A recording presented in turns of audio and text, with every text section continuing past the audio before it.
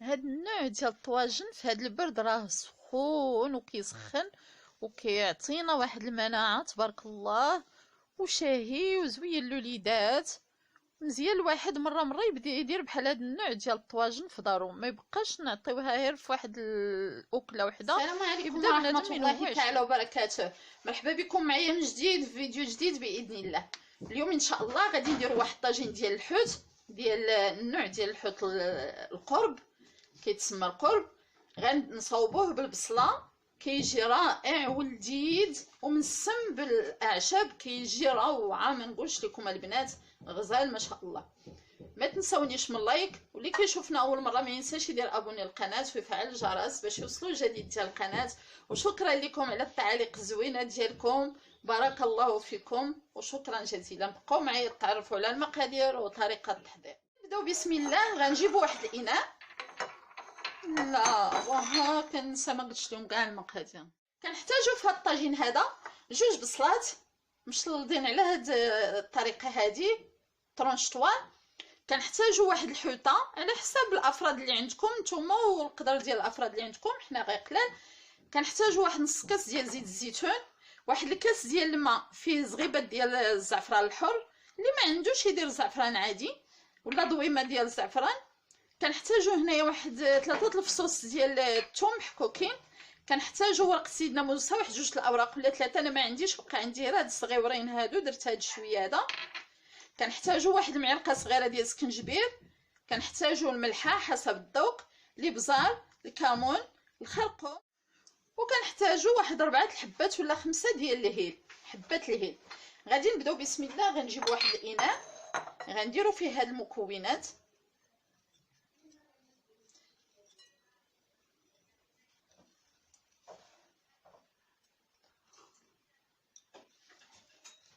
الملحه حتى هي حسب الذوق البنات، كل واحد يدير على القدر ديالو شحال تياكل الملح. السكنجبير انا نقصت البزار والملحه باش ما غنضيفوا هاد الماء ديال الزعفران اللي دايرين فيه دوك الزغيبات ديال الزعفران. غنضيفوا الثوم وغادي نحركوه مزيان.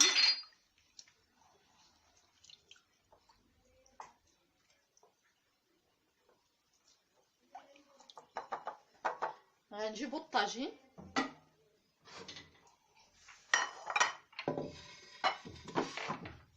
وغنديروا هاد الحوت، غندوزوه في هاد القوام اللي درنا، نحطوه على جنب. ما تكرهوش ديروا هاد الطريقه وتخليوها واحد نص ساعه تقريبا حتى ساعه الا ربع حتى ساعه، باش ما بقى في هاد القوام هذا راه يشربوا كيعطي واحد اللذه ما نقولش لكم.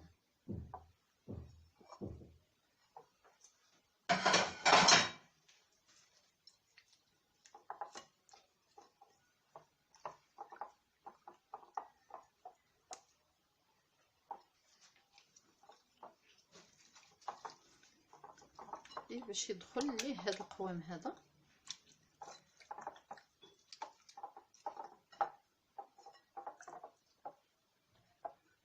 غادي نحيدو على جنب. غنجيب واحد الطاجين، غندير نص ديال البصله فرشها في الطاجين. ما نديروش الحوت منه الطاجين باش ما يتحرق لينا. وغنستفوا عليه هذا الحوت هذا.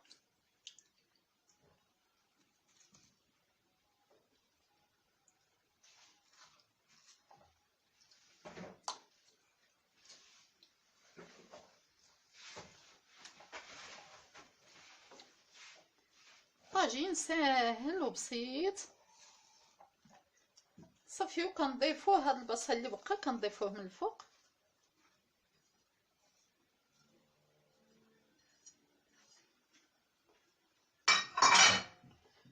كنديروا هذا القوام هذا اللي درنا كنديروه من فوقه.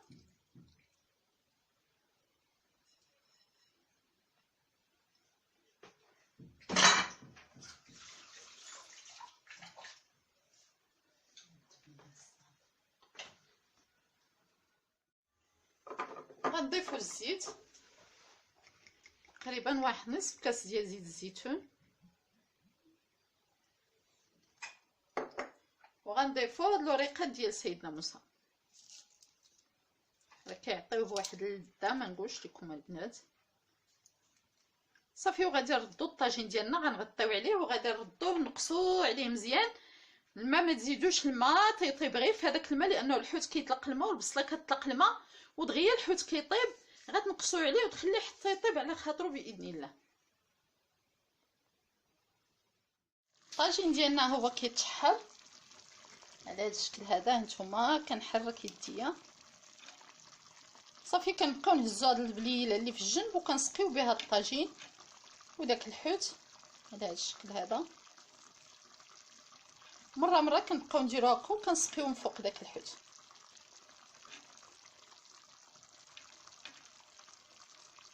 صافي وغادي نغطيو عليه ونخليوه يطيب. وهذا هو الشكل النهائي ديال الطاجين ديالنا، كيجي على هذا الشكل هذا. والمذاق ما نقولش لكم لذيذ. ما تنساونيش من لايك، واللي كيشوفنا اول مره ما ينساش يدير اشتراك للقناه باش يوصلوا الجديد ديال القناه. والسلام عليكم ورحمه الله تعالى وبركاته.